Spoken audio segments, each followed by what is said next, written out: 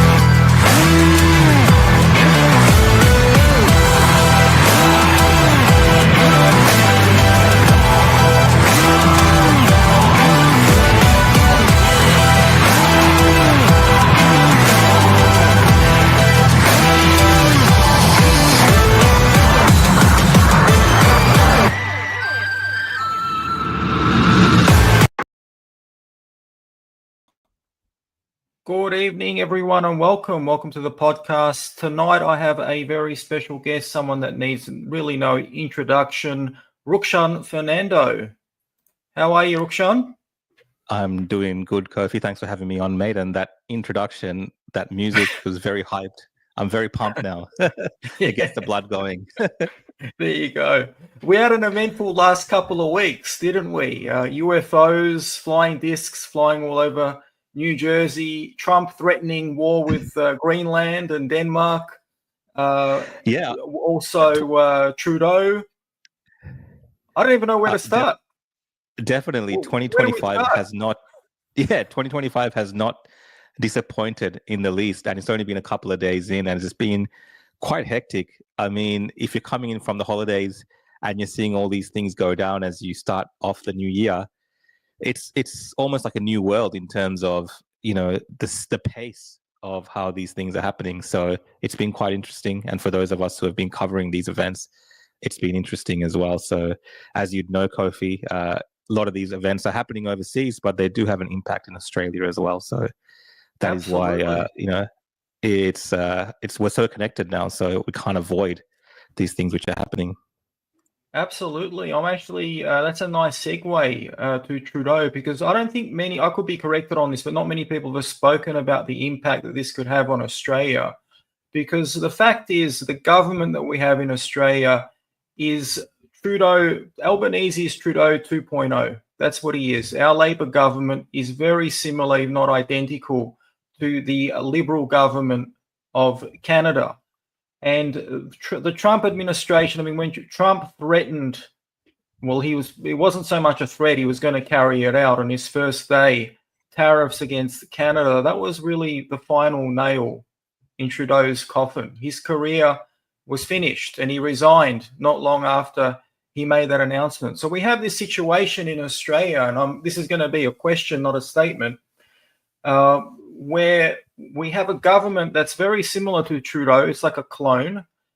And to top things off, the icing of the cake is we've got an ambassador in Washington, D.C., who has made some very hostile statements about President Trump in the past, has come back to haunt him. What do you think of the implications to Australia?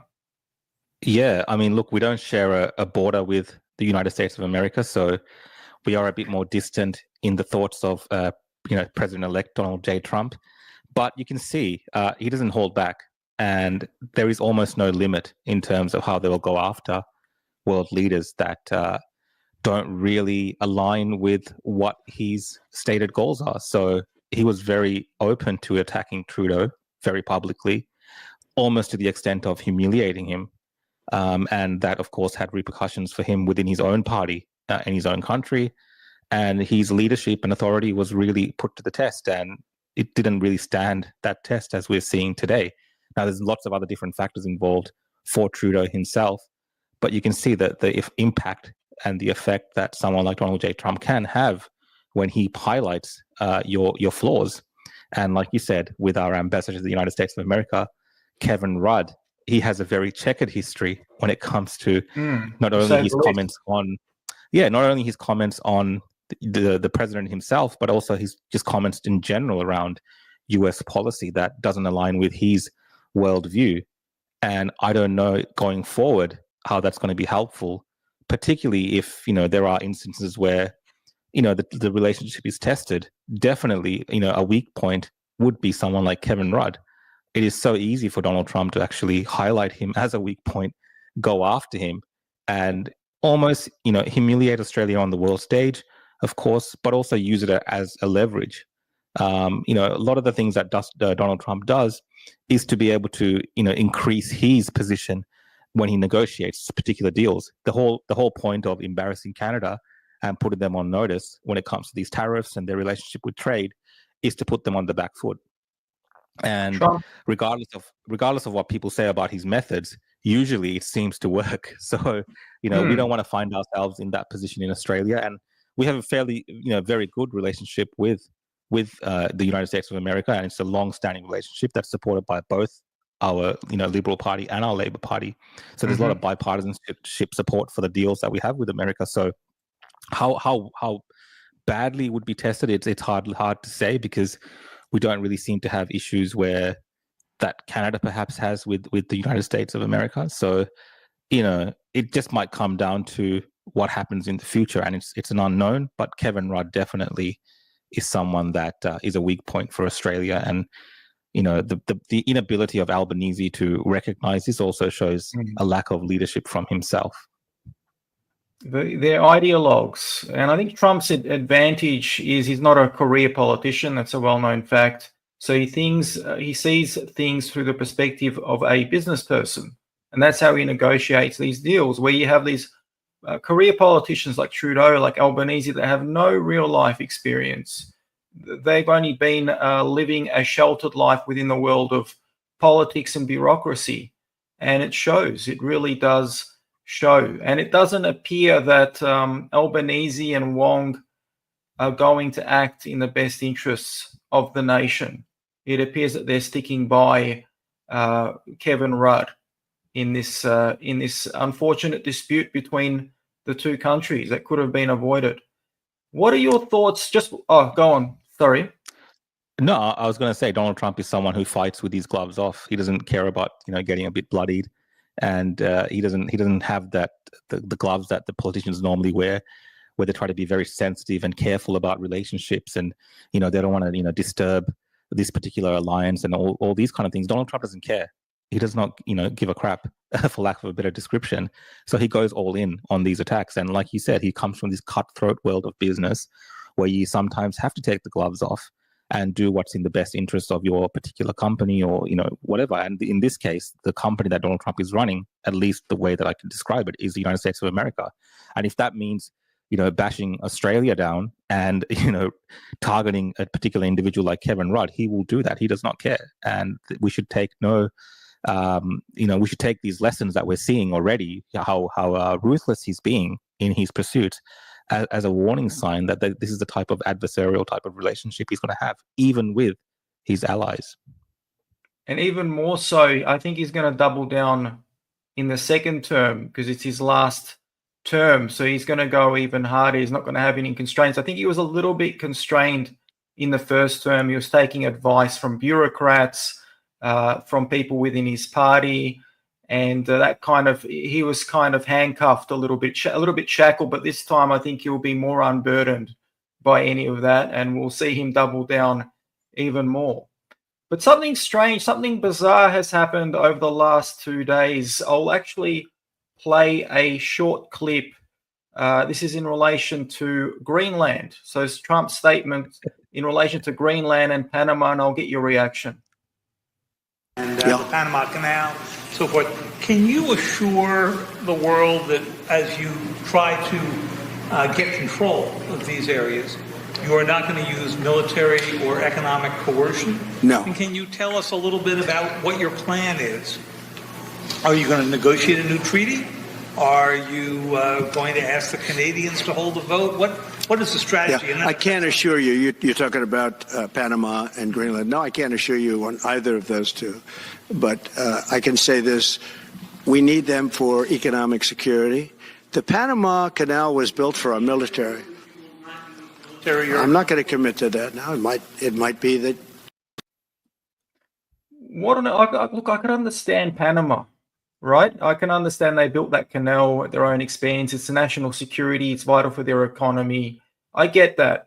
Greenland, what on earth is going on there, Rukshan? I mean, look, I understand that there are some concerns around Trump's rhetoric around this and I guess the posture of the United States of America when it comes to this type of thing. But I think, look, even with Greenland, the case that I've seen at least put forward online by a lot of people that support his views is the fact that the US does actually, I'm pretty sure they have some military bases around there. They already have an existing relationship. They patrol the waters around there, and they see it as, I think, more so, not even for resources, but maybe for national security, maybe a bit of a buffer with what they predict the future might become, where it becomes more important to have that type of presence in that area. Of course, the resources, it's an added bonus, and there's no doubt that those type of things would be exploited. But if it's negotiated in a way where it's a decision that's put to the people of Greenland and they want to come on board with it and they would prefer to be under the protectorate of the United States of America as a state, what's the harm in that? So that's the type of thing I think that Trump is going for. Now, of course, it's very old-fashioned. We haven't seen a Western country take this kind of posture in recent times. So I think that's probably throwing people off. But in history, we have precedents for this. For instance, like Alaska was purchased off the Soviet Union. And there are other instances as well where American territories have been either purchased or gained. And the history of America is, of course, a part of this, this Louisiana purchase, the United States negotiating with the French. So it's kind of within the makeup of America that is these territories which have been put together and made into states. So I think Trump is someone that sees America in this way. But like you've said, it does present problems to in the international world. It does perhaps give what some people have argued gives the right or the feeling to other nations that they can perhaps go take territories under their arm as well. But do they have the ability, like the Americans have? Do they have the ability to have the military presence or the economic pressure to do something like that? Not every country has that. So I think Trump is saying we can do this. We can make a case for it, and if those people want to, come on board with that, then we will do it. It's in the interest of the United States of America, and it's in the interest of Greenland, as Trump sees it. He didn't rule out military force. There was no mention there of like a plebiscite or referendum, asking the people of Greenland. Look, I think like Trump is someone that will say these out there statements. And, I don't think it means an invasion of Greenland by the US military. I think it means it's a negotiating strategy for him when he's talking to the Danish. And of course, Europe, the French, Macron, all these European leaders have come out strongly against Trump and rebuking him on his steps to do these kind of things. But again, these countries, if they were presented with a similar situation, may take a similar stance. And a lot of Donald Trump's argument is the fact that the Europeans, we're paying so much money to NATO, we're giving them so much money, and they're so incapable of looking after their own security. So if we're going to be doing that in the area anyway, why don't we just administer the place, because we're the ones who are providing the security for that area. It's interesting, the United States. I mean, I can understand why they would want Greenland, because Greenland, if they needed to launch missiles, if they needed to respond to a nuclear attack, Greenland would be the best place for them to respond. If they needed to respond to a hostile actor like Russia, that would be the best place to launch missiles from. But the thing is, the United States has no historical claim to Greenland. I mean, it's for over 100 years, over a century, it's been under Danish rule. I could be corrected. I'm not that well versed, but I do know that they have no territorial claim. Sorry, go on. No, I've seen, of course, because of this, a lot of people are now digging into the history, and there is a presence of the Inuit indigenous people there. There's many claims now being made by people from Europe saying that different communities, of course, at different times have, existed on that land and had a long-standing relationship with them. And that is perhaps all true. But, I think Donald Trump doesn't exactly see the world in that sense, and he just looks at the present moment. And at the present moment, in terms of a business deal and in terms of what's good for America and potentially what's good for Greenland and what's good for the Europeans, it makes sense that the Americans have it. And, he sees it in that vein. So history perhaps doesn't matter as much to Donald Trump when it comes to this. It's interesting because, and I'm not a fan of Saddam Hussein. I'm not, by no means, given that, I'm Jewish. I've got family in Israel. He attacked Israel in 1991. So certainly not excusing him, but it's interesting that to use Iraq, I mean, there are many other examples, but Iraq invaded Kuwait. Kuwait was historically part of Iraq, and he used, I guess, maybe a similar excuse to what Trump used for Greenland with national security. He needed resources as well. But my point is that if it's another country, especially a smaller actor, they would not be able to do it. And you alluded to that as well. They would not be able to pull something like that off. Yeah, definitely. And in terms of what happened in Kuwait and Iraq, of course, there's a complex history. But if, for instance, the United States of America and the Europeans had no interest in Kuwait, that would possibly have been easily annexed by the Iraqis. So, that all comes into play. Who has interest in Greenland? Okay, the Danish and the Europeans. How strong is that interest? And I think that's what Trump is testing. And he's seeing, how he could potentially negotiate something like this with the least amount of effort, and what kind of pressure he could put on getting this outcome done. Now, there is a growing chain of thought that Trump is just doing these type of things and saying these things as a major distraction, and obviously to distract from everything else. And this is what people focus in on. These are the kind of things that the media will get their heads wrapped around, where Donald Trump is like, all right, I'm going to pick out. There's these memes of him like on his phone going for shopping for countries. You know what I mean? Like that is the way that he has the ability to move discussions around these kind of topics, and it takes, the spotlight off everything else. It could be something like that, but there is a legitimate reasons that Trump has said as well about why he wants to do this. So it could be something that he actually really, really wants to do. It remains to be seen, I think, what happens with all of this. I would imagine that it would be a massive loss to Denmark, considering that territory is probably like 5 times bigger. If you look at Denmark, compare it to Greenland, it's at least 5 times bigger, if not more, than Denmark itself. Plus, you have all of those resources that Denmark's going to lose out on. So yeah, it's certainly not a small loss by any stretch. Still on the topic of America, we've got good old Zuckerberg. He's rebranded himself. So he's now trying to project Joe Rogan and Elon Musk, a mixture, and he's also maybe even Jake Paul, because he's now doing martial arts and boxing. So he's trying to really desperately rebrand his image, and he's distancing himself from the fact checkers, which is interesting because over the recent years, his name, Zuckerberg, is turned into a verb. Zucked, you have been zucked, which is, I guess, a euphemism for being banned, being censored, being cancelled. So now he's saying that, well, it wasn't me, it was the fact checkers. I'm just going to play, you would have seen this clip, I know that you've shared it.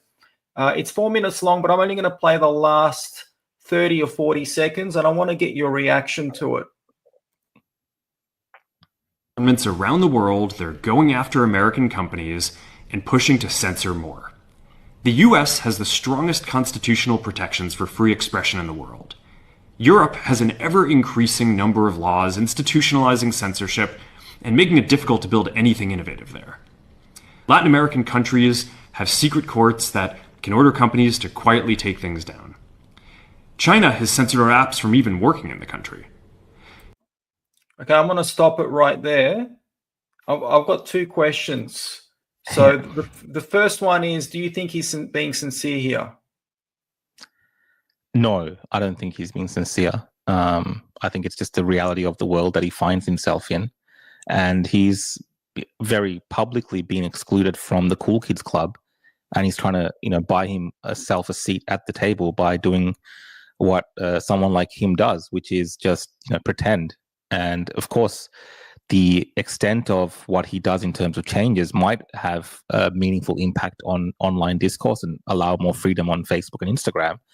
But what's behind that act itself is not the same type of, I would say, courage and virtue that someone like Elon Musk had when he did his act. I think, of course, that was also perhaps a financial decision by him to do that, but it came with a lot more risks. And the decision that Musk is taking right now, that Zuckerberg is taking right now, doesn't really come with those risks. He's just fitting in with what's already happening, the change that has happened, and he's trying to be relevant. So I don't think he's sincere whatsoever. Actions speak louder than words, and Cafe Lockout, we all know, got a ban, 10-year ban, with no explanation. It just happened suddenly.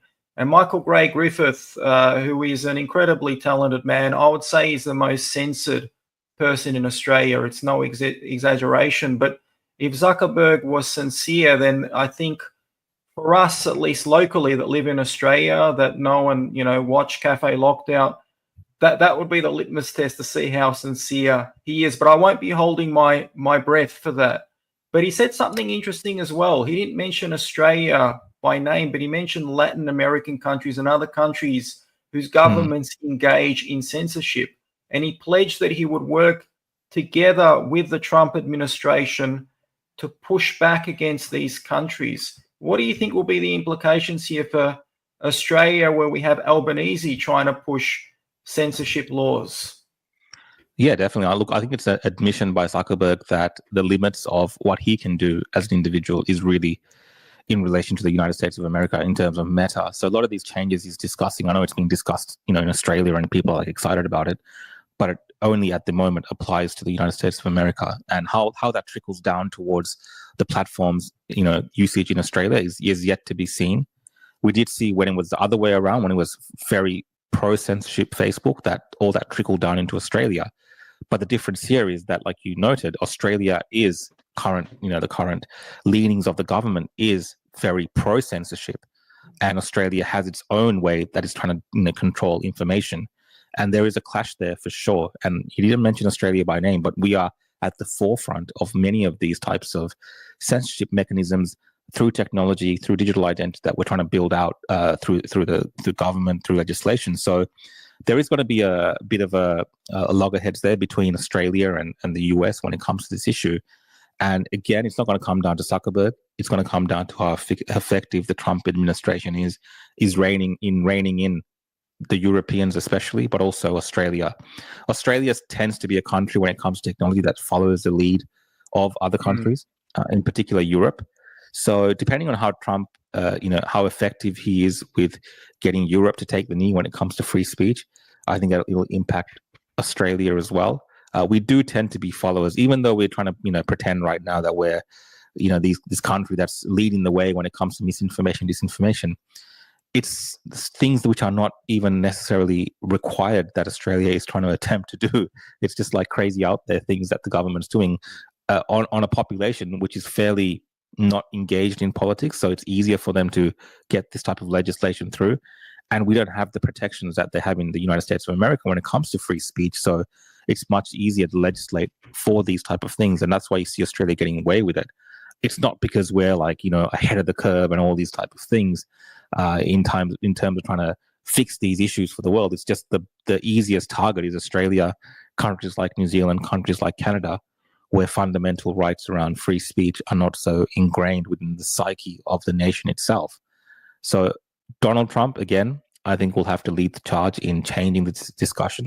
We did see comments from the Vice President-elect J.D. Vance along these lines as well, that America will take a very active role in ensuring that its companies, its corporations' efforts to have a more and free, open internet and more free speech will be respected by the rest of the world. So remains to be seen again on this issue how they do that, but it is definitely a realignment along these lines of pushing free speech that we never saw during the Biden administration. I mean, during Biden's administration, he was the complete opposite. So this is a massive 360, and how Australia deals with it. We've already had signs from Albanese. He's already kind of come out a little bit against it and saying that we have our own thing that we're doing and all these kind of things. But at the end of the day, if more corporations like Facebook, TikTok, and all these other companies kind of change their tune now because of Trump, what's Australia going to do? We're going to be like the hermit kingdom, like North Korea, like all these other countries are going to be having flourishing discussions about politics and have all this free speech. But apparently for Australia, we have to be protected by the government. How long can they carry that charade? I think they'll struggle with it if everyone else goes in the opposite direction. It's frustrating because our conservative, the opposition, also supports restrictions on free speech. So as you alluded to, I don't know what the Canadian conservatives are like, but the British conservatives the Tories are not for free speech either. And that's really frustrating because as you alluded to, we don't have, we do have a constitution, but we don't have a system or a constitution that specifically recognizes the rights of the individual. And that's a very important distinction. We're not a constitutional republic. We're a democracy where there is a real danger where we could end up with the tyranny of the majority, which is very similar to a communist type society. Speaking of free speech, moving on to the UK has become a real basket case. They've been censoring anyone that's been critical of the Rotherham scandal and grooming gangs in general. They've been arresting people over Facebook posts. And we recently had Keir Starmer, the newly elected Prime Minister, who's only been in that role for a few months, stating that anyone who brings up the mention of an inquiry, he labels them, demonizes them as right-wing extremists. Let's just have a brief listen to that. Politicians, and I mean politicians, who sat in government for many years, are casual about honesty, decency, truth, and the rule of law, calling for inquiries because they want to jump on a bandwagon of the far right. So the far right. So he's saying that they're jumping on the bandwagon of the far right. And interestingly, they just unanimously voted against. It was an overwhelming majority in the British Parliament against an inquiry into this scandal. What are your thoughts on what's going on in the basket case of the United Kingdom? Yeah, look, there's a lot of political pressure that's been applied on the UK from around the world, and it's taken that to even kind of have the discussion happening like this. This is not something that's naturally been born out of discourse in the United Kingdom, right? It's happened because of all this overwhelming pressure, especially from X and Elon Musk, that's happened. So that's the starting point. This is not something that they actually even wanted to discuss or bring to light. So that's what we're dealing with when it comes to this. And in terms of labeling everyone that cares about this issue as far right, again, that's just an easy cop-out. That's of course a classic cop-out for these type of, not sure exactly of the political persuasion of this party, but these kind of left-wing, left-leaning ideologues that just say, oh, well, it's the far right. If you care about, the children getting raped and grooming gangs, and if you want to stop all those things, well, if you talk about it too much in the way that we don't like, well, you're obviously the far right. And you're trying to do something else, which is just crazy, because there's been a lot of people from all sides of politics, all types of advocacy agencies and NGOs, and all manner of people from around the world saying that this is a devastating issue and a problem that should be openly discussed. The inquiry should be had that actually settles a lot of the matters that people are worried about and finds out the responsibilities and where the failures happen, so that it doesn't continue to happen. But this turning a blind eye, the fact that they've said this inquiry, overwhelmingly, I think about 380 MPs in the British Parliament voted against an inquiry. Like, why would you vote against an inquiry when it comes to finding out information about the grooming of children and pedophilia and these disgusting rape gangs? It's just crazy, right? So that is, unfortunately, the UK is a basket case for many reasons, but it gives us a glimpse into the future of what can happen to great countries. This wasn't always the case, and this decline didn't happen overnight. It's been happening for decades in the UK. It's accelerated a lot in the last, I would say, 20 years, but the extent of that is now visible for all of us watching from around the world, having to see their politicians justify not caring about what happens to children. I mean, it's sick, it's depraved, and very rightly so. Many people are highlighting it for the very basic of the human decency that we should have to protect children in those type of countries. Like, no child in the UK, especially from working class families or any family, but definitely the most, vulnerable of children in that country, are at high risk. And that is because they're being let down by their government. And it's disgusting, it's shameful, and I think it's a dark day in the UK, and it's a stain that, it will take a long time to reverse. And perhaps the next government that comes in will make a difference, because they're also calling for an inquiry and something might happen. But political correctness in the UK is a massive issue, and there's major players when it comes to who controls the narrative in that country. The demographics of that country have a big sway in politics. So how much change will happen in the future, it's hard to say, but at least, we would at least appreciate it if there was some progress happening in that direction. But it looks like for now there isn't. It's interesting. You said that perhaps when the next government will come in, Starmer's been in his role for a few months, and British prime ministers are elected to 5-year terms. I think Albanese was recently proposing a change to increase the 3-year to 4-year fixed terms. I couldn't think of anything worse than having 4 years, or 5 years would be just an absolute disaster, because 6 months to a year is an eternity in politics. And I could not imagine being stuck with someone like Starmer for a full 5 years. That's a lifetime. That's it's irreversible damage. It's the timing. Like in Australia, when Albanese is having that discussion, it's a timing of that type of discussion. If we were in the golden age of Australia, and everything was like great, and the economy is like thriving, and like everyone's just like it's just fantastic, right? Everything's great. Then perhaps politicians can discuss doing things like that. But the state of Australia right now, the last thing that people want to know is that these people should be there for longer. Like it's not the right moment for these type of things. But it shows you just how out of touch they are. And the belief there is, well, if they had one more year or a bit more time before the next election, at least they'd have more time to get their things put through.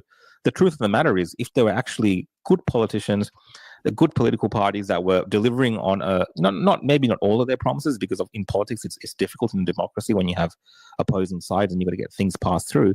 But overwhelmingly, if they were doing things in the spirit of what they promised to do, then people would actually vote for them again for another term. That's usually how democracies function. And he's arguing for something else in terms of Albanese. So I think it's very unpopular with the current state of Australia. That's something like that. If it does go through, or if it happens, I haven't paid too much attention to it. It would be very unpopular in Australia. And I think in addition to that, we definitely need recall elections. That's what the Dan Andrews era has taught us. That's something that we desperately need. Well, I mean, maybe we can have a bargaining type thing, right? So you can have your 4 years, whatever that you want, but there has to be a thing put into the constitution where the people can call for a recall election. I mean, that might be the great bargain that we do with these politicians, because there has to be something that we get in return, and not just giving them more power. And term limits, yes. With going back to Rotherham, you mentioned where they were crying wolf. One of the concerns about crying wolf, and this is in Australia as well and in every other country, is the Godwin's law. So we've seen that meme, everyone I hate is Hitler, and you've got Hitler, with a rainbow and he's going down a slide. And the danger about crying wolf is we see that this has led to the rise of the real far right. The real extremists, they become more legitimate now because, well, you've been crying wolf, as the classic case goes with a little boy. So when the real wolf comes along, no one's going to believe you. So now there's a lot of people in the freedom movement that are saying, oh, well, Joel Davis, he's got a great point. He's not really far right. He's not a Nazi, even though he openly admits that he's a Nazi. So we've got this danger, and it's the left, the far left, and the media that are to blame for creating this situation. What are your thoughts on that? Yeah, I mean, those individuals, those kind of, very openly far-right extremist groups that, openly show their support for Nazism, neo-Nazism, whatever you want to call it. Like, they're very open about it. They're not hiding it. They're not trying to do it out in the dark. They want to do it in public. Like, that's their whole thing. They love nothing more than to get attention, to fill the void, and to take advantage of these type of situations. And what they really want to do is say that, hey, it's not just us. They're calling us extreme, but look, these other people, they have similar concerns. They actually just like us. They're also exactly like us, but they just don't know it yet. That's the way that their whole narrative is driven. So yes, it is dangerous when politicians go out there and just label everyone far right, when normal people are having moderate discussions about a topic like this, because then some people would feel like, oh, well, we're not being listened to, and they might go get pushed down that other extreme path into those groups. And there's evidence for that happening. It's happened all throughout history, and there's no reason that those kind of things could not happen again en masse in terms of people having those type of views, because of the resentment they feel, being also the feeling of being disenfranchised within their own country by their government ignoring them. So it can lead to those type of situations, and these groups, it's all they have. They have nothing else in terms of their ability to get people into their movements. All they can use is fear and hatred, and use the government, the stupidity of the government in many times to their advantage. The stupidity of the far left, because they, of course, on the other side of the spectrum, they also take it too far. So you have these two extremes. And the people that are actually having the proper discussion about this and having a moderate, reasonable, sensible discussion, because these are important topics that impacts lives, they get lost in that conversation. But the problem here is when it comes to these groups, often, almost 99% of the time, the people that come out on top are the far left and the ruling class and the government, because they know exactly how to control these other elements, these extreme elements, to their advantage. It's almost an art form. They've been doing it for 50 years, using this same type of mantra with these extreme groups to, push forward their power more and more and more. And if we're looking at, things like free speech being curtailed, well, it's always done off the back of these extreme groups and the stupid things that they do, because obviously they just can't help themselves. And many people say these groups are potentially infiltrated by the feds or, the government itself. There's elements like this that actually push these issues to the forefront, these extremities, to then actually fight back against it and get moderate people who would otherwise defend things like free speech to be like, oh, well, we need to do more restrictions on free speech. So there's a circle type, it's like a circular firing squad. The moderates, all the normal people are in the middle. We're all getting shot by all these other extremists and the government. And at the end of the day, shot at in the past, so you've had rubber bullets. Yeah. So it's not just the figure of speech for you. No, but that's that was COVID was a great example of a lot of these things actually playing out in real time. And if anything, for people in the freedom movement, that should have been a wake-up call in terms of how governments try to make people look extreme by linking them with things that it's not necessarily what they're fighting for. People weren't fighting during COVID in terms of standing up for their rights because they wanted to overthrow the government. They were fighting for their rights because they felt that the law was being abused. That's very different to then now saying, well, the government's not doing anything about these rape cases in the UK, and this kind of Nazi ideology of we're the supreme race, and this is why we have to overthrow the government, and we got to install this nationalistic, ethno-nationalist government to take care of this. That's not the same thing. That's definitely not the same thing. That's completely different. So you got to be careful with how you approach these type of issues. I'm very careful in terms of dealing with these type of individuals and these people. And this is not about freedom of speech. It's not about any of those things. They're free to say whatever loony, crazy things that they want to say and do. But there is a limit to how we react to it, and the way in which that we should be responsible ourselves. And unfortunately, as you highlighted right at the start, a lot of the times when these labels are thrown around by the governments to label everyone, it dilutes this whole issue and makes everyone look in that same light when that's not the case at all.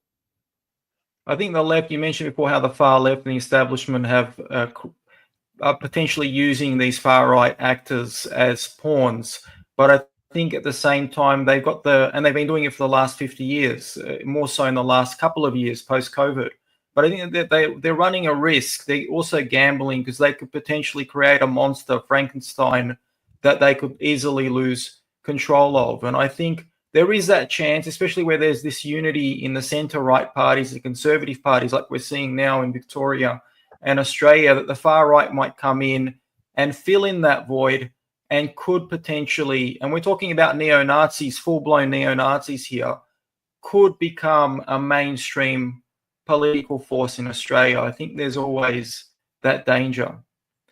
Yeah, and if you listen to them, actually, even the guys here in Australia, that's their desire. Like, they're preparing for a political solution as well, even though they have these crazy ideas. They want to be in the political conversation.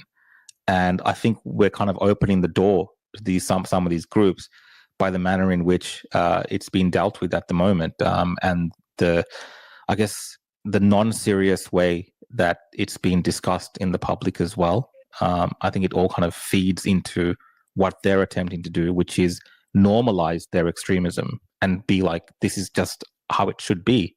This extremism is your natural reaction to what's being done to you. So therefore, you're not really a Nazi. You're just, someone that opposes the government. Even though now you're saying all these Nazi-like things and, having these Nazi-like plans, you're just someone that's opposed to the government. I think they're blurring those lines as much as possible, and they're being very clever about it. And people are falling for it because if you watch their private conversations in terms of when don't think they're speaking to the public audience, they're very open about what they're doing and what they're attempting to do. So a lot of people are being taken for a ride by them, and more often than not, it'll end up in some type of disaster. I think they're actually quite open about their support for Hitler and the Nazis. I mean, obviously, they would say things. They would definitely say more extreme things in private when no one's listening. But even when everyone's listening, they'll tell. I mean, Joel Davis rocked up when he did his speech at the steps. Him and his fellow travelers are wearing backpacks that clearly said National Socialist Alliance. I mean, how much more evidence does one need? It's as clear as daylight. What I'd like to do, I'll come back to Joel Davis in a moment, but I just want to go back to the Rotherham scandal in the UK and Andrew Tate. This is another bizarre thing. Andrew Tate's running a political party. We've got Elon Musk, who spoke about grooming gangs, yet he's also expressed some admiration for Andrew Tate. I'll start by asking you this. Is Andrew Tate a hero or a villain? I think it's crazy that someone like Andrew Tate has become this figure, like where he's even discussed in this manner. He's been elevated to this position where he's almost like a character test in terms of where people stand on issues. And he is someone, despite, what you might find good about him and the things that he says and the representations that he makes for being a strong boy or a strong male, he is someone who's very conflicted, who has a very sketchy past, who has a very sketchy, present as well. So, I'm not the biggest fan of Andrew Tate. He exists in this kind of new dynamic of social media. He fills the void again, similar to maybe perhaps these ethno-nationalist type individuals. He fills that void that's been destroyed by, again, the left when it comes to this kind of taking the masculinity out of everything, taking these extreme woke ideas that kind of, we all oppose, who are sensible. We oppose these things. But Andrew Tate is someone that says things and does things that perhaps wouldn't be sensible to normally do. He does it to the, another extreme in the way that he talks about women and the role of women and so on. So, as a normal individual, he's not someone that I relate to. I understand his appeal when it comes to how different people view him as someone that is a hero, but I also understand the legitimate concerns of people that say that he's a villain. And we have had instances, like you mentioned, Elon Musk here. Many people who would otherwise advocate against a certain particular issue are seemingly supporting someone like Andrew Tate when he's also very questionable on very similar things. It's been very confusing at times listening to these people, because you're like, do you really stand for that? Like, how can you say those things you're saying and excuse this other type of behavior? And I think it's this paradox that's presented by someone like Tate. And again, the whole case around him, I know there's lots of conjecture on the case, but I think the way that it's all kind of played out in public, he has been very smart in the way that he's presented that to the people, and he's created just enough mystery and confusion where no one really knows who's wrong or right. I don't know if he was not in Romania, and if this was being done to him in the UK or in the United States of America, if that would be different. I don't know. He's kind of coming off to some people as like a Julian Assange style figure, and he's not anywhere in that category. Not even close. But he presents himself like this massive victim of this global conspiracy to stop his free speech, and he's very effective at doing it. So, if nothing else, as a communicator, as someone who's been able to, change people's minds and perspectives on who he is and confuse people, he's been very good at it. But I don't know if that doesn't necessarily mean he's a good human being. No, not whatsoever. What I don't understand is this: he's openly admitted to having relationships with underage girls. That's pedophilia. He's openly. I'm going to play a short clip in a moment, a very short clip where he openly admits it. There's many times, multiple times, where he went on the record to admit that. He's also openly admitted that he's trafficked women. He's coerced women into prostitution. So what I don't understand is we've got libertarians like Elon Musk, and who does a lot of great things. We've got conservatives, politicians, and other conservative pundits who claim to espouse conservative values. And I think a lot, they are sincere a lot of the times, but I don't understand why they would endorse or support Andrew Tate. And they've also, the conservatives, like the libertarians, have expressed a lot of, criticism and concern about human trafficking as well. So this is, in my opinion, cognitive dissonance. And every time you bring up the fact that Tate himself has admitted that he has had relations with underage girls, which is pedophilia, that's what it is, that he has trafficked women, and people would say, oh, no, he didn't say that. No, he didn't say, his words were twisted. I'm just going to play this short clip. I'll just bring it up. You actually have to downplay your relationship with the girl of 6 years, which is difficult. And I only get away with that because the girl of 6 years plays along. So Vivian's been with me 6 years. So he's been with Vivian for 6 years, right? Because Vivian's younger. Melissa's like 28. Vivian's like 21. Vivian's 21. And at this point, he's been a girlfriend for 6 years. It means that they met when she was 15 years old. Because Vivian's younger. They met when she was 15 years old. There you go. You actually have to downplay. Let me just stop that. So that's just clear evidence that, one of many. This is not the only one. And then there's another incident where he has threatened a victim of the Rotherham scandal, threatened legal action and basically she said, I deleted. So after she made some claims against Andrew Tate, which were true, she said, I deleted my post. I'm barely 20. I've spent the past few years reliving the worst nightmare of my life in the public eye. Have some grace, please. And then he writes, nobody feels sorry for you. You attacked us first. See you in court. So that's Andrew Tate in a nutshell. But yeah, I'm just trying to understand. I just don't understand the cognitive dissonance that's happening. And to add insult to injury, he's launched a political party in Britain while he's on trial for human trafficking in Romania. And he wants to basically become the Prime Minister, the future British Prime Minister of the country. Yeah, it's truly a surreal scenario. Yeah, look, I mean, I've watched a lot of this content, and I've seen a lot of, especially those videos from Milk Bar TV, and he does a really good job of actually putting this video evidence about Tate and the things that he said in the past and comparing the two. And any reasonable person that's had any type of experience in evaluating different types of video evidence based on what people say, especially politicians. He has all the traits of a classic dodgy politician, where he says one thing, later on he says another thing, but he has that mass appeal where people will discount the things that he's done in the past or make excuses for it, and he's not even a politician, so he's got this massive army of supporters. And I've been in some of these groups where it's Andrew Tate supporters on Telegram and things like this in his channels for other reasons, but I've been in there, and a lot of them flat out they worship him. It's like a cult, and they will deal with any type of derogatory, because he talks to them in a derogatory manner as well. If you watch him, how he talks to people that watch his content, he abuses them. So that's kind of the person, and that's his whole style. And it's like, if you're watching this and you're sitting at home trying to do something, well, you're a loser. That's how he comes across. That's how he talks. And for some reason, for a lot of people, it's appealing to them, that type of thing.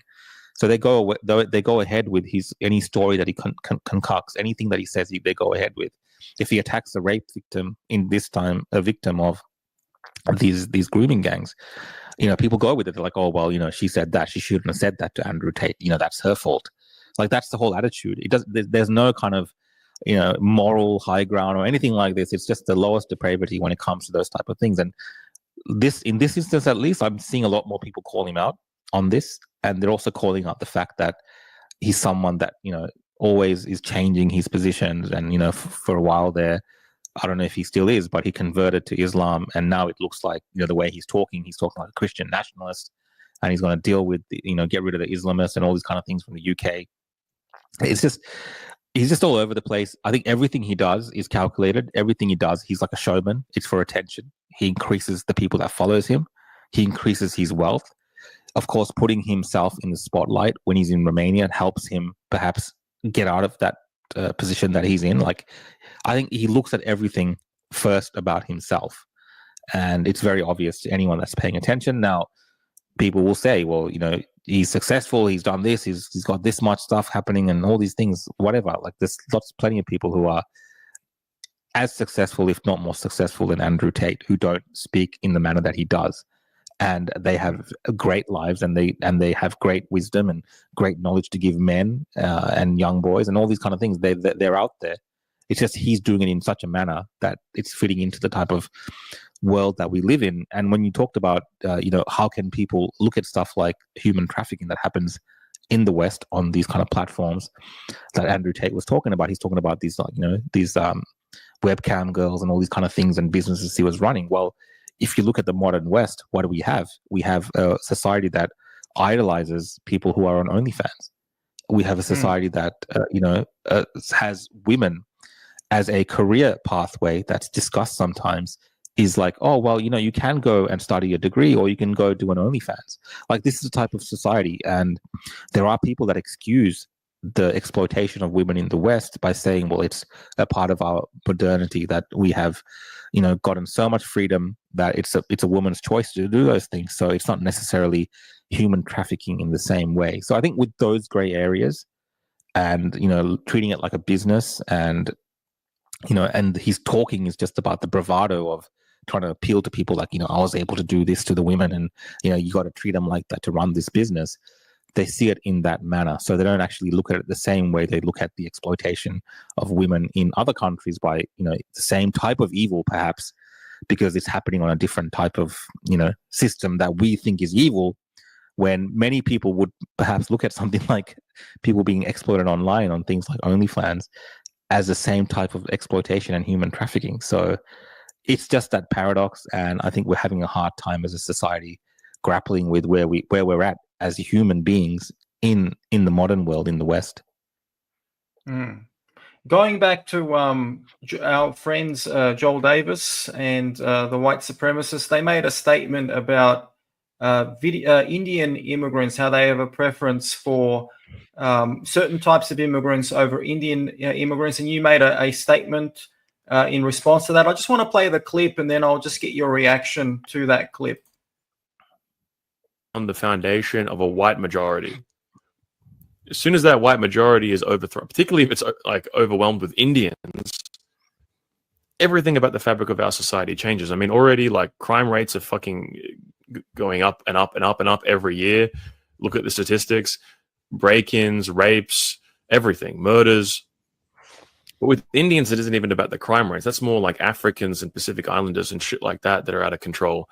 But with Indians, they're going to take all of these positions of power and influence that then prevent whites from being able to like basically build up our own independent power and take positions of power and control our own country. It's almost worse. It's almost better to have, in fact, I'll just say it, I think it almost is better. It straight up is better to have, African and Muslim like retard immigrants that just collect welfare and commit violent crimes. Now, of course, horrible. That's also horrible. We don't want people's houses getting broken into. We don't want stabbings. We don't want rapes. These things are all absolutely abhorrent and unacceptable. But at least whites would still be able to control the middle class, the universities, the government, the key institutions, and maintain control over our country where we could actually do something about that problem and, expel them from the country or whatever. But if Indians come in en masse and they take over all our political parties and our corporations and so on, and key administrative positions, and they hate whites, and they then systematically start working to lock us out and to, implement left-wing DEI policies to prevent us from, and vote for left-wing parties and prevent us from being able to politically organize and vote in our own representatives and accumulate the power necessary to take back control of our country, then what the fuck are we going to do? So that's actually the pressing issue. Like, a lot of Americans are like, you know what? These illegal Mexicans coming across the border, that's a fucking problem, and we voted. I want to stop there right there. So, interesting title to his video. It says, Jews hate freedom but love Indians. So what's your reaction to that, to what he just said? Yeah. I mean, look, when I first watched it, I just kind of laughed my head off because I thought, like, these guys, like, they come across as these kind of very strong, idealistic, they're representing, thousands of years of this kind of white superior history. And to see them like that, almost in fear of being challenged, in this case, it turns out being challenged intellectually, is kind of sad. I think it's embarrassing, of course, for the legacy of what, many Western societies, and yes, predominantly Anglo-white people, built throughout the world. I mean, it's embarrassing to see them being reduced to this state where they're now saying that they can no longer compete, that the best that they can do to outcompete people who they say are inferior to them is not to be challenged anymore, but to actually instead compete against people that they themselves admit, people who are going to rape, people who are going to burn houses, who are going to be thieves. It's easier for them to compete against them. They would rather have those type of issues in their countries that these people want to run, but not be intellectually challenged by people who might be on the same level as them. See, there is no belief within Asian societies that somehow they're better than white people. I think the aspirational aspects of many of the Asian countries which were former colonies of the British, the aspirations of those people have for a long time have been to emulate the British. I mean, it's very clear that history has a massive impact on countries like India and Sri Lanka and Bangladesh and so on, where they learn English. It's a part of the curriculum. There's a very kind of this idea that to get ahead in life you have to be educated. Those are more of things which have been introduced to those places by the West. It's a way for people who would otherwise have been living in a different world to rise above those conditions. So those aspirations of people from obviously more challenged circumstances, to see them put the fear into these guys is embarrassing, I think, for them and whatever they think they represent. And these guys are at the lowest level of intellectuals within their own racial group. I mean, these are the rejects of their own racial group. If you're looking at white people as a whole, these are the extreme rejects of that racial group. And you have these same kind of rejects in the Indian, races as well. In India, you have these type of extremists, and they do have a bit more pull and power there, actually, because they're a bit more sophisticated and know how to deal with, their kind of nationalistic views. Whereas these guys, an Indian, a modern Indian would never be like, oh well, we don't want to be challenged by white people. They don't talk like this.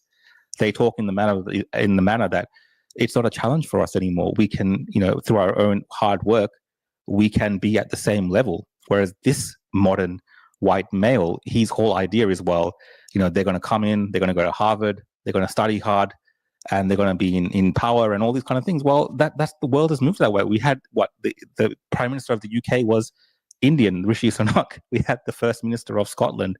He was like I think Pakistani or something like this. So these things have already happened around the world, and it hasn't really caused the type of things that he's talking about. And integration and assimilation by the Indian, South Asian communities in general in the West has been quite successful in terms of if you look at it, in various breakdowns. Of course, in the UK right now, we're seeing a subcontinental group in the Pakistani population who are predominantly Muslim in the UK, having particular issues when it comes to this issue around rape gangs. But that might be more related to lack of assimilation. It might be more related to the ideological issues that are present there because of their views. Now, those things are real issues, but someone like Joel Davis and the sentiment that he has, he's not going to fix that, because what history tells us is, and what the modern what's happening right now, what that tells us is that these Asian communities, whether you like it or not, they're here to stay. You have the left-wing sides of the political class who try to get more of these people to come. And I'm not advocating here for mass immigration. I'm just telling you how it is. They're seen as a growing voter base for the left, and it works. It works to the left's advantage when you have these people who are intellectually inferior, like Joel Davis, making these type of arguments, which will never really, amount to anything in countries like Australia. It's the opposite, actually, that'll happen. So it doesn't produce anything of value in terms of moving the debate further. All it really does is leads these kind of migrant communities towards the left, towards Labour, where it says, look, that white man there, he's a representation of the Liberal Party. He's a representation of conservatives. Like, that's what they think of you. So vote for us. And what does voting for Labour do? Well, we get more of these type of policies that erode our identity as Australians. So what they're doing is not effective. It just makes them look stupid. And this particular video is being shared around, and others, including Joel Davis, that people have found now, is shared around in Indian communities, and they're looking at it and they're not scared. They're laughing. They're laughing at these guys, and they're saying, look what we have reduced these people to. I mean, it's embarrassing, I think. Frankly, it's quite embarrassing for the West, for Australians, because that's not who we are. We are actually people who are capable of being highly educated and having those jobs as ourselves. The reason we don't is because we're distracted by other things, right? And we don't have the same ambition that we used to have. So yeah, that's I know I've kind of gone on a little bit about Joel Davis and this kind of things, but I've been talking about this. I've been trying to highlight this issue for the last couple of days, because I think it's important to understand that what we're up against is not a people who care about this type of racial superiority. When you're looking at people from Asia, they've dealt with a lot of types of caste systems and being degraded and all. We don't care about those things. Like, it's not important. And that's why they're getting ahead, because they're like focused, they're getting jobs.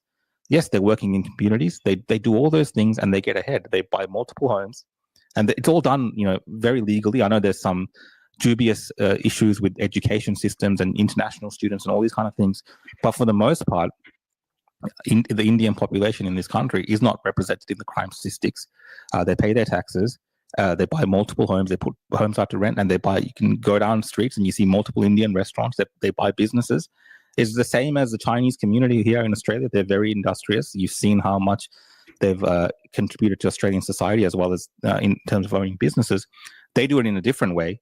The Chinese are very different to the Indian community in Australia, because the Chinese are more kind of kept within their own integration-wise. They're kind of kept within their own selves. Whereas Indians generally, because of the Western history with the British, are more amicable to Western traditions. So the cricket, all these kind of things is our shared history with the UK. So we are actually more compatible with the West in many ways, but they're trying to make an enemy out of it. And I think it's a wrong wrong target, and it's the wrong way to deal with these issues. And I'm definitely someone that is not for mass migration, mass immigration. And definitely, I notice as well when I'm out there that more and more people look like me walking around Melbourne. And I don't know necessarily if that's a good thing, in the sense that those people aren't being integrated into Australia. They're being integrated into the far left. They're being integrated into things which are telling them that Australia is not actually a country that deserves to be a country. It shouldn't have a flag. Everyone's a racist. They're stolen from the Aboriginal people.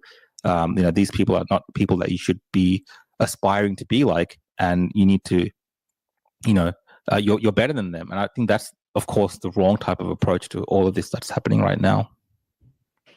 It's funny that, Joel Davis, but it's not everyone, but there's certain elements within the freedom movement, certain pundits who have expressed and claimed that he's like a leading intellectual. At least they tried to portray him as such. When we actually listen to him, he's not the sharpest tool in the shed, and neither is Thomas Sewell and this other character that's sitting next to him in that clip that I played. Forgot his name, but they're not the sharpest tools in the shed. They're not very bright. Blair Cottrell is arguably quite, in my opinion, quite an intelligent individual. I think he's actually running the whole show from behind the scenes, and he's got these tools that he's appointed, as puppets while he's running things from behind the scenes. But the irony is when he had that title, Joel Davis, when he says Jews hate freedom but they love Indians, the irony is that the Aryan race, or that whole mythology, has its origins in India. There's a connection to the Aryan race, and India, and the swastika as well has its origins. So I think that's there is somewhat of an irony here.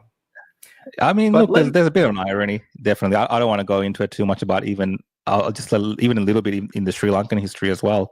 So we are considered, the Sinhalese people are considered Indo-Aryan in terms of our ancestry. And we don't obviously, throughout thousands and thousands of years, that's really changed a lot, and it's more of a historical link. But if you go back enough time in history, we also in Sri Lanka, for instance, come from that same lineage of people who have traveled down through, let's say Mesopotamia, Iran, that area into like the Hindu Kush, and then come down through India, going to places like Sri Lanka. So there's this vast history of the world that these people who are these extremists don't really understand. And there is a vast also appreciation for the West in Asia that these kind of extremists don't really understand. The hatred that they have towards, the people of India and so on is not a mutual hatred that's shown by the people of India. And if anyone really has a case for it, it is the people who were colonized, often, in many ways enslaved, and had so much wealth and so many things taken from their ancient civilizations that would have that type of hatred in their heart. But you don't really find that. You don't find that to be the case. There are people coming here who really genuinely have put a lot of those things in the past and are trying to move forward and, be a part of a good, polite Australian society. And, these guys are against that, and they're against it because they're being intellectually outdone. They're being outworked. And, these are the things that they should be focusing on. They should be focusing on the education of their children. They should be making sure that Australia is a competitive country, because we're being outdone on many fronts in this country. And that's the things that, if you're really nationalistic and you care about the future of Australia, there is a moderate position to take when it comes to these things. And protecting Western history, protecting white history, I think they're important considerations, but you don't need to do it from a place of evil and hate where you kind of degrade other people. And, that's why the arguments always fall flat, because they go for the easiest target. And they think it sounds cool, they think it sounds funny, and, it's degrading and stuff, but the rest of the world doesn't care. They're moving on because people have been through much worse in their history. So these things aren't going to impact them. So these guys, unfortunately, every generation will have these type of losers that continue to come up and say these same things and really get nowhere. And they're actually doing the establishment's bidding. They're not anti-establishment. They're doing exactly what the establishment wants. Klaus Schwab said, I envision an angry world post-COVID. And so this is all by design. He wants a world, he wants to create a world where that's full of extremes. So we've got the far left, and then we have the far right, and then eventually their ideas will become mainstream and accepted as normal, which is very unfortunate. I actually spoke to Chris Scoveries a couple of weeks back. I had a podcast with him, and who I happen to admire, by the way, and respect. He's created a lot of content, and I encourage people to follow him. But he said that multiculturalism, according to his opinion, has failed. What is your thought on that, on multiculturalism? Is it a failed experiment? I think in its current implementation of the last kind of 20, 30 years, I would say it's been exploited and that's led to its failure. The ideas and the intentions are good, but that doesn't necessarily mean in practice it would be something that's good, right? So what's happened really to countries like Australia and of course the UK that we've been discussing is, you bring a lot of people in, that's great. But if they don't assimilate, and if they don't actually, take those cultural aspects of the nation that they're coming to as the forefront of their existence in that country, it's going to cause problems. And it might not be evident straight away, and it wasn't for a long time. But we've seen now progressively over decades and decades of this kind of, melding. We talk about diversity and the melting pot and all this kind of thing. We've seen how disastrous it can actually be if it's not controlled. And that comes, of course, with controlled immigration.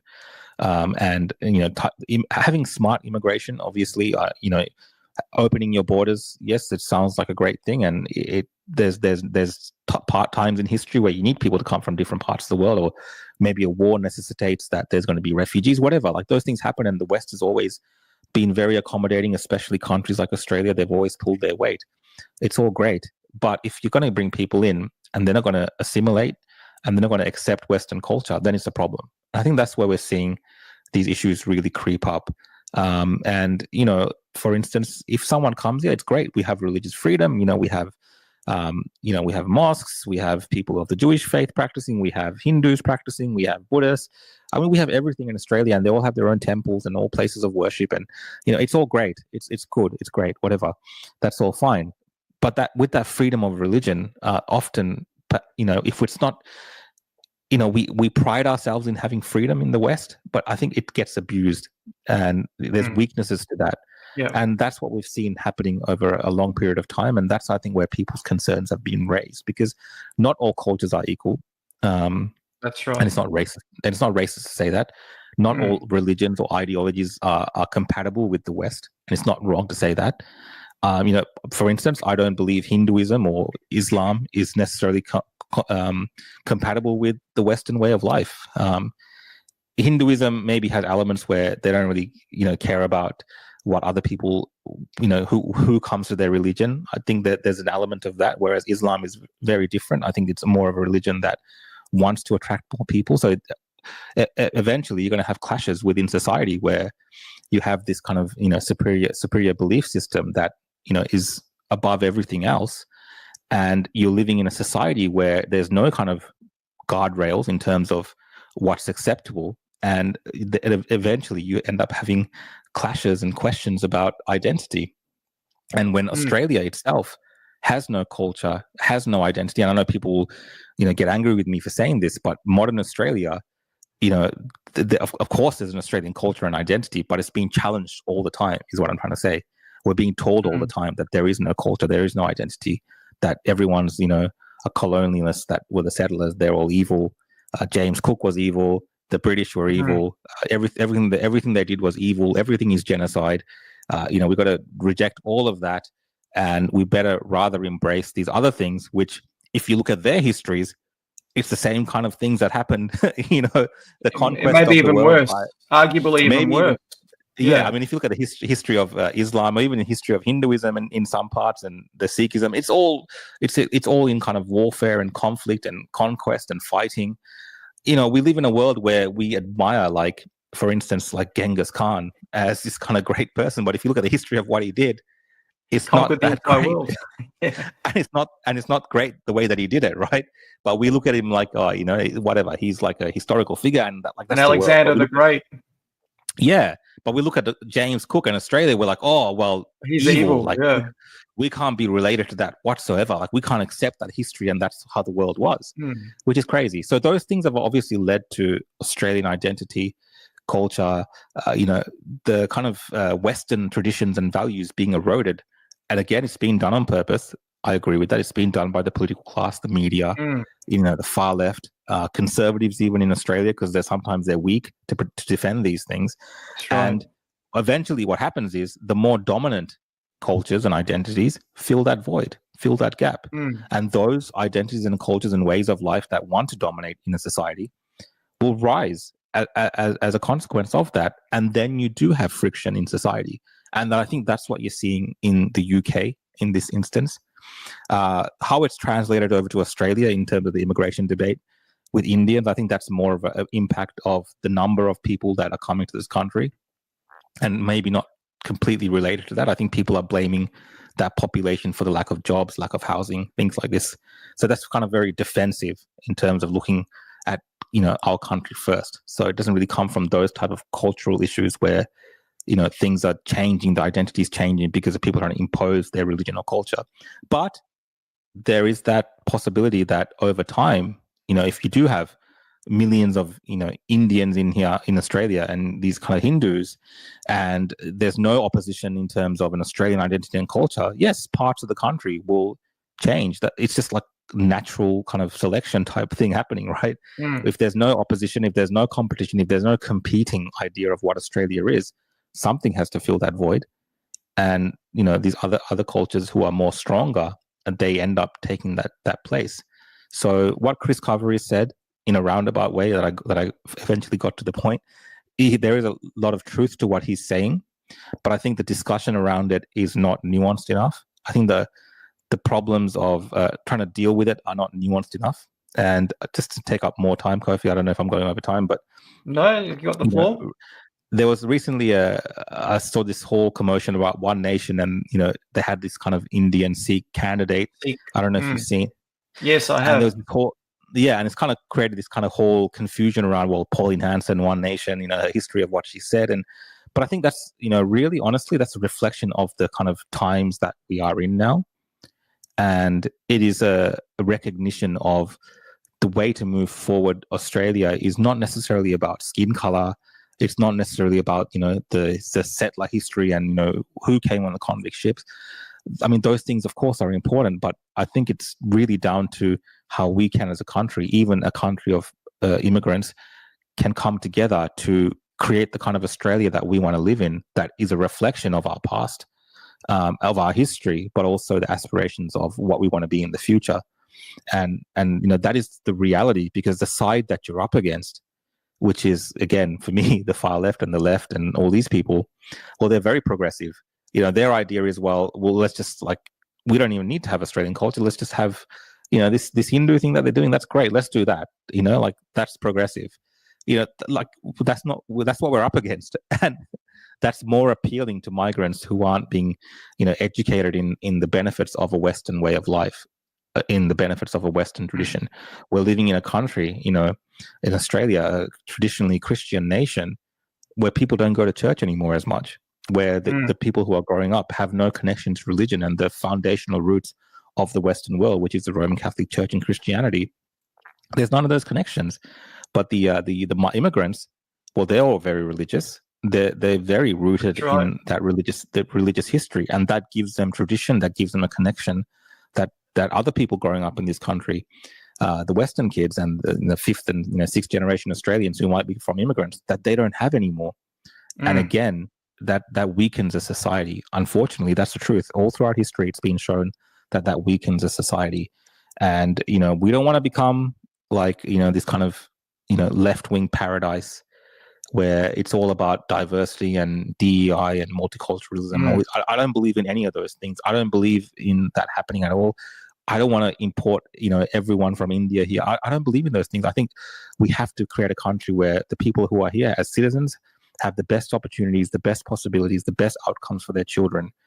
That's what we should be aiming towards. And as of right now, if you look at multiculturalism, it's not helping that happen. So there is a big case to be made that multiculturalism really has failed in countries like Australia.